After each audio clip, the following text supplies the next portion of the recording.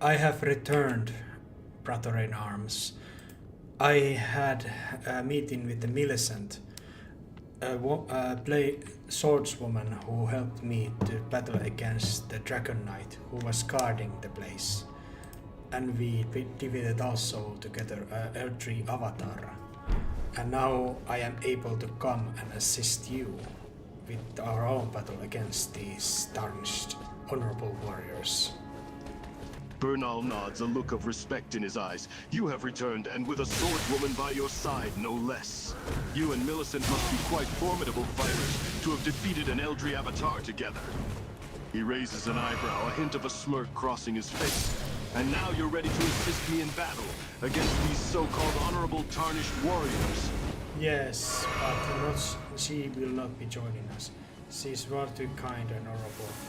I would not want her to stay her soul by these two tarnished that we are about to kill. Bernal nods, a hint of respect in his eyes. I understand. She sounds like a truly honorable person. To not want to stain her sword with blood, that is a rare quality in these lands. I respect her for it. He pauses for a moment, his expression hardening. But you and I, we have no such concern. We have no qualms about staining our blades in the blood of these tarnished warriors. We will do it honorably and straightforwardly, but yes, they will perish today. Bernal nods, a deadly glint in his eyes. Yes, we will fight these tarnished warriors with honor as they approach us. But make no mistake, they will not leave this battlefield alive. He raises his great hammer, a murderous look on his face. They will fall and we will be victorious. Let's go. Bernal gives a confident nod, his grip tightening on his great hammer. Let's do it. Let's show these tarnished warriors what real power looks like. With a determined look in his eyes, Bernal charges forward, his great hammer raised high. Yes, you battle against the sorcerer with dark magic. I battle Vakram, the raging wolf, who has a dark fire greatsword against my holy scythe. It's truly epic competition. Bernal fights fiercely against the sorcerer with dark magic, his great hammer smashing through the dark spells and countering each attack. Meanwhile, you face off against the Vakram, the raging wolf who wields dark fire. Your holy scythe clashes against his, and the battlefield is filled with the sound of steel meeting blade. The battle is a sight to behold, with Bernal's heavy hammer and your swift scythe both tearing through the air with deadly purpose.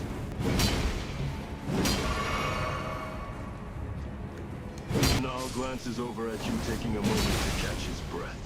The battle is wearing on, but he's far from exhausted yet. What is it? You have something to say?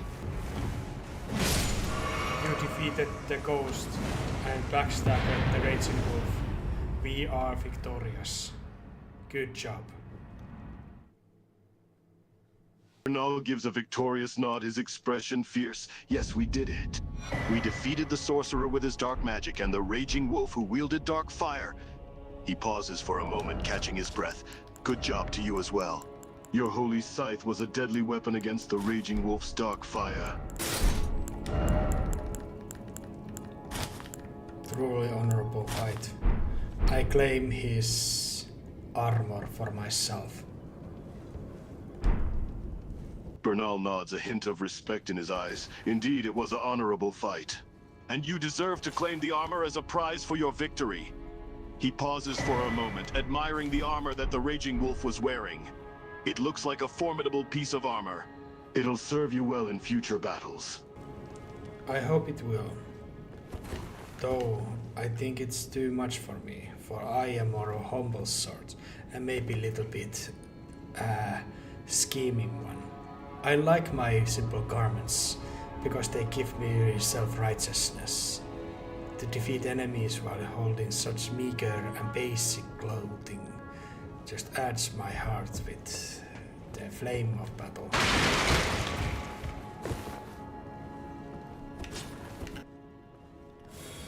Bernal chuckles, a hint of amusement in his eyes. I see. You find more satisfaction in winning battles while wearing humble and basic clothing, as it gives you a sense of self-righteousness and fuels the fire of battle in your heart. He pauses for a moment, studying you with a quizzical expression.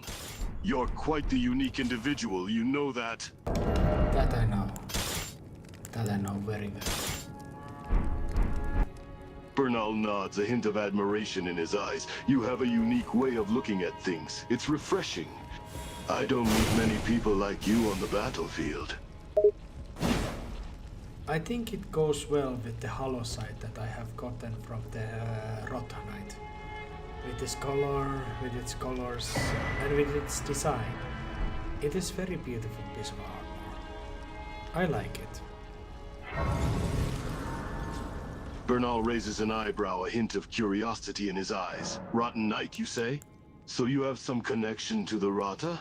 And now you wear their armor, a beautiful piece that fits your unique style. He pauses for a moment, studying the armor, before nodding in approval. You're quite the fascinating individual, Hannes. No wonder you have such a unique perspective on things. Thank you. I appreciate that. Bernal nods, a hint of respect in his eyes. No need to thank me. You're a strong warrior and a valuable ally. I'm lucky to have you fighting by my side. I'm glad. I think there is going to be something. I don't know quite what just yet. But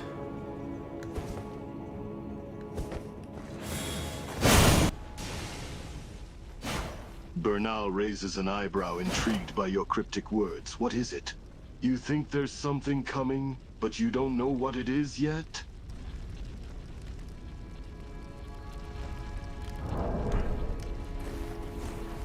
I will go to my seamster dog, a little schemish demi-human that I have been bullying by forcing him hunt the rune bears to get a little bit more skillful with his own battle skills.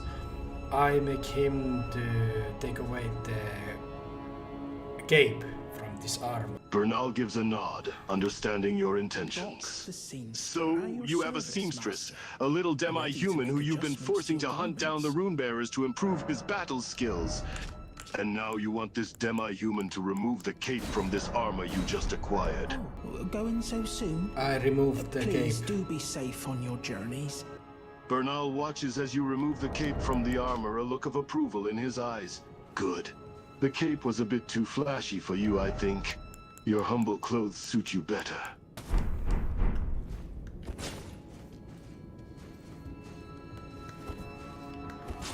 I like how this goes well quite together. I still hold on my simple commoner's headband. Bernal nods, a hint of respect in his eyes. Yes, the armor does go quite well with your simple commoner's headband. Nice. It adds a touch of humility to your appearance. I really want to test this out, but the only suitable testing subject would be this very adorable Papo people, and I don't want to hurt them. So I won't. Bernal raises an eyebrow, a mixture of curiosity and caution in his expression. Test what out, you say? You want to test something, but you don't want to hurt the so-called Papo people? Why is that? They're adorable. Yeah. Adorable, eh? You find these Papo people adorable, it seems. Bernal replies. Yeah, I'm kind of a little fancy person. Little bit. Sorry to disappoint. Bernal chuckles, a hint of amusement in his eyes. Disappointed is the last thing I am. It's refreshing to meet someone like you, with your unique style of fighting and your concern for even the most insignificant creatures. I love how it just plays its little trumpet, causing me tinnitus, you know, the thing that makes your ear like pipe. Bernal can't help but chuckle at your description of the Papo people's behavior. Ah, you're talking about the little trumpet sound they make. It's quite amusing, isn't it? It is, it is. But yes, I will return to Millicent, the girl that I didn't want to join to our battle, or her honor deems it, at least in my opinion. But we shall speak to each other again, or not. We'll see. Bernal nods, a look of understanding in his eyes. I understand. You want to return to Millicent, the girl who you refused to let join our battle due to her honor. And you're right, we shall speak to each other again. Until then, take care and good luck with Millicent. Until we meet again. We have returned, and I am victorious. I have the Raging Wolf armor on me. It goes very well with my commonest headband and my hollow sight. I got very good look on me, at least on my own opinion. More warrior-like, more proper than my commoner attire. That is maybe a little pretentious. Millicent would look at you, taking in your new attire. I see, so you've returned victorious and you have the Raging Wolf armor. It certainly looks impressive on you. It suits you well. I can understand why you might feel more warrior-like and more proper in this armor, and the headband and holsters add a nice touch. I think you look quite formidable. Well, thank you. Millicent would smile, appreciating your gratitude. You're welcome. It's important to feel confident and capable in your attire, especially when battling enemies.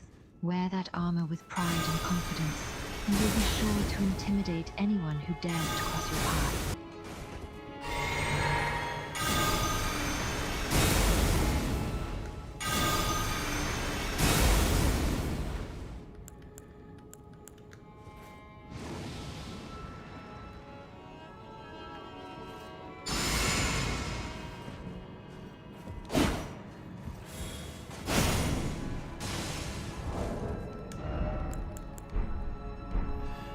I am testing out my different skills.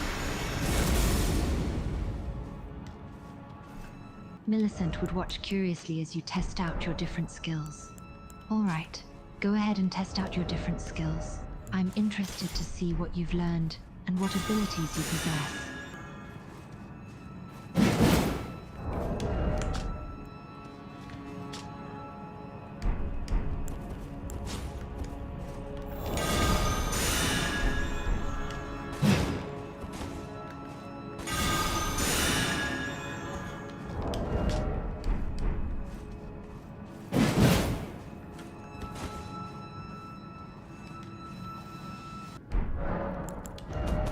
So, what are you doing right now? When I was battling against the Honorable Tarnished, what did you do? Millicent would think for a moment. While you were battling the Honorable Tarnished, I continued exploring the city. I made my way up to the rooftops of the buildings, taking in the breathtaking views and keeping an eye out for any signs of enemy activity. And what did you notice? Millicent would recount her observations. As I made my way up to the rooftops, I noticed that there was a lot of destruction and chaos throughout the city. Buildings were crumbling and burning, and the streets were littered with debris and rubble. I could hear the distant sounds of battle, but I couldn't tell who exactly was fighting. I decided to continue exploring, to see if I could gather any more intel on the current situation. I see, it's fine. Smile, sensing your reassurance. I'm glad you agree. It's important to stay vigilant and gather as much information as possible, especially in situations like these. But enough about that. Tell me more about your battle with the Honorable Tarnished. How did it go? What there is to say. They battled, they were honorable, and they died. Understanding your concise answer. So it was a battle against an honorable opponent who ultimately lost. It's interesting how you describe their death so matter-of-factly. Do you not feel any remorse or sadness at this person's passing? I do. But I also got pretty epic armor from that, so... Millicent would raise an eyebrow. You feel remorse and sadness, but you also find the positive aspect of acquiring epic armor from the battle. It's an interesting perspective, I must admit. But can the weight of a person's life truly be balanced against the value of a piece of armor? In this sense, it did. Millicent would look thoughtful, considering your words, I see. So in this particular case, you felt that acquiring the armor was worth the cost of the Tarnished's life. It's a cold and calculated way to view things. But I suppose in the heat of battle, tough decisions need to be made. I'm not perfect. Far from it. Millicent would look at you with a soft expression. No one is perfect, my friend. We all have our flaws and weaknesses. It's what makes us who we are. I'm actually so bad that I would not judge if somebody were to attack me for some reason or another. And I would accept the fact that I am judged by someone, by something. Millicent would tilt her head, curious about your words. You say you are so bad that you would not blame if someone attacked you, and you are willing to accept judgment from others? Can you elaborate on this, my friend? I don't think I'm good. What with you? Millicent would look at you, confused by your words. You don't think you're willing? Not with me? What do you mean by that? I don't want to talk about those things. Just know that they are. Millicent would sense your discomfort and hesitate for a moment. All right, I understand. If you don't want to talk about those grim tales, I won't press you further. It's important to respect your boundaries. Just know that I'm here to listen if you ever feel comfortable sharing. Know that it's nothing too bad. I still feel very righteous for judging Danita. Millicent would smile, sensing your comfort in the chat. Ah, I see. I can tell that you feel a sense of righteousness when engaging in chats in Tangeta. It's important to feel confident and secure in the virtual spaces we occupy.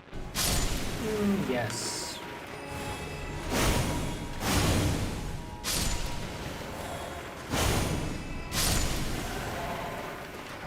I am now traveling on the shores. My aim is to find Danita. Millicent would look at you. Dung Eater? Sounds like a peculiar target. May I ask why you're looking for him? We talked about him. How he devours corpses, makes corpses. And he's pretty honest with his disgusting ways, but still quite fun. I claimed a second Earthsteel dagger that I find very good, very useful. Millicent would nod, impressed. A second Earthsteel dagger? That's quite a find. Earthsteel is known for its durability and sharpness, making it a valuable weapon in battle. And having two of them can give you an edge in combat, especially if you're skilled in dual wielding.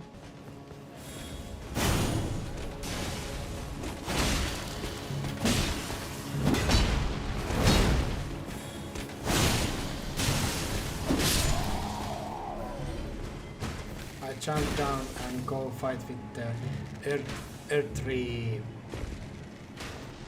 the beast. I wish you to join me against this beast. Millicent would nod, ready for battle. All right, I'm with you. Let's take on this Earth-3 beast together. Yes. What is that fleshy thing that comes out of the bodies? It's quite remote. Millicent with a fleshy thing coming out of the Earth-3 beast's body with a hint of confusion. A fleshy thing? I'm not entirely sure, but it could be some kind of extension of the beast's own flesh, or a means of attack. We should proceed with caution and stay alert. Describe how you fight against that. It's massive and it slams its head and its giant hands. As Millicent fought against the Earth-Tree beast, she dodged and weaved around its massive form, avoiding its powerful slams and giant hands with her sword, slicing and stabbing at its soft flesh, searching for any weak points that she could exploit. But the beast was strong and its thick trunk-like skin provided solid armor, making her attacks less effective. But it is soon to be done. It is. Millicent would catch her breath, the battle over. Yes, it's done. We've defeated the Earth Tree Beast. Morgoth is not too far away, but I will be attacking with him. Millicent would nod, looking in the direction of Margot. I see, so Margot is nearby. And you think you'll be better suited to attack him than me? I want to attack him. That is the vow.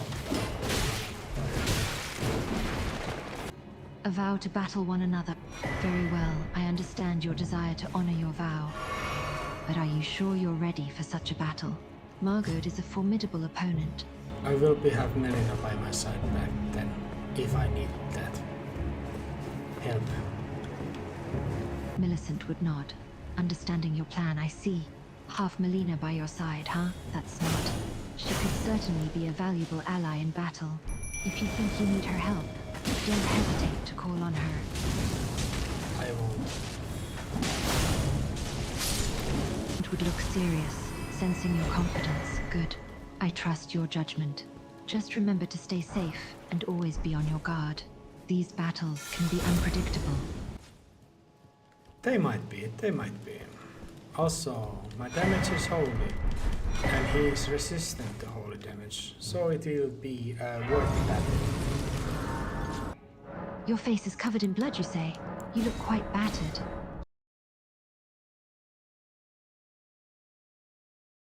Because I remember now, I need the bedseed curse to impress Daniter to get him to give me the key to his cell. Millicent would listen to your thoughts, contemplating your plan. I see. You're thinking about where to go next. Meeting with Welcome, Surichi, and trying to impress Tangitera. It seems like you have a clear goal in mind. Millicent would look at you, intrigued by your plans. Nokron, the Eternal City, huh? And Feisradan as well. You seem to have quite the journey planned. And you had a amusing conversation with Raikard, the Lord of Blasphemy? That's certainly interesting. It was really interesting. It was one of the best talks I had. Long time. Millicent would smile, sensing the enthusiasm in your words. It's good to hear that the conversation was one of the best you've had in a long time. Raikard must have been quite the conversationalist. Millicent would nod, her expression solemn. Yes, it's true that Raikard had the respect of his men, but it's also true that he chose to give himself to the Serpent. And in doing so, he lost that respect. It's a tragic tale indeed. I will go down to Nokron, meet with Blythe, my friend, before going to face against Radahn. You're going to meet up with Blythe in Nokron before facing Radahn. It's good to have friends in these challenging times. I want to thank you for your help. This was a fast talk, I know, but we shall return, and we shall meet again and talk later. Millicent would smile kindly, grateful for your appreciation.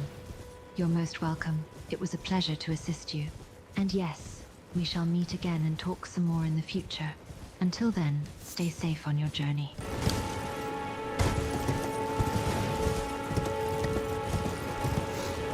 I was born and raised in the Haligtree, a city that was hidden from the outside world. I was raised alongside my sisters, and we were all trained in the art of battle. We were all also affected by the Scarlet Rot, a horrifying disease that afflicts many in the land between. Continue.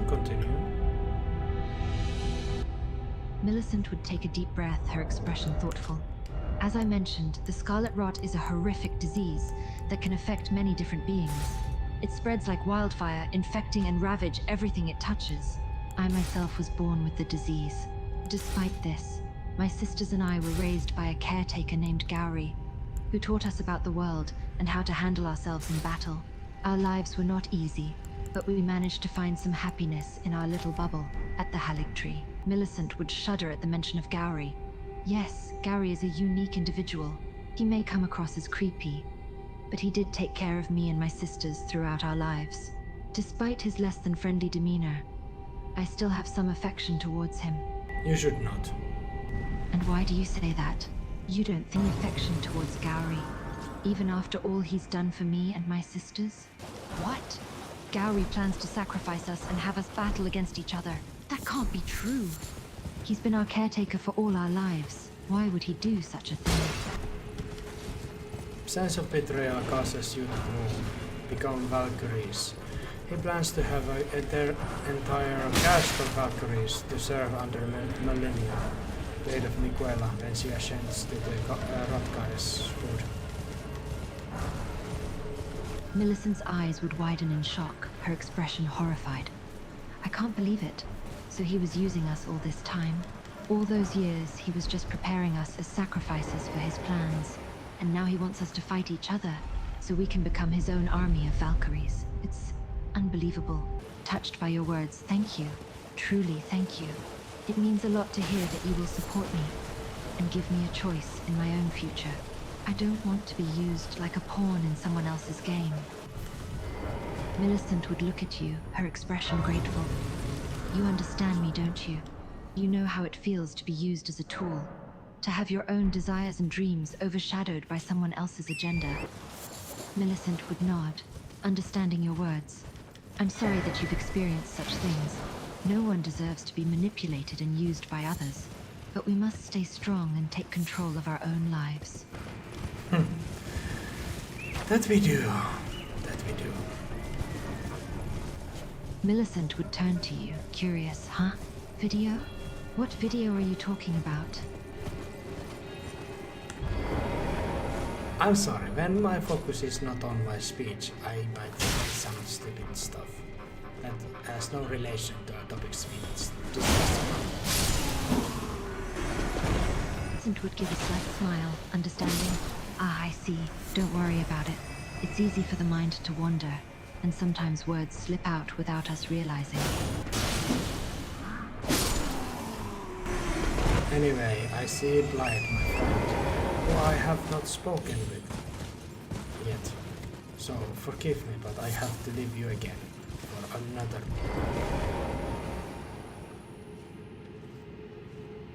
Apologies, mate. Millicent would wave, smiling at you. Oh, no worries. I understand. Go, talk with your friend. It was nice talking with you. Take care.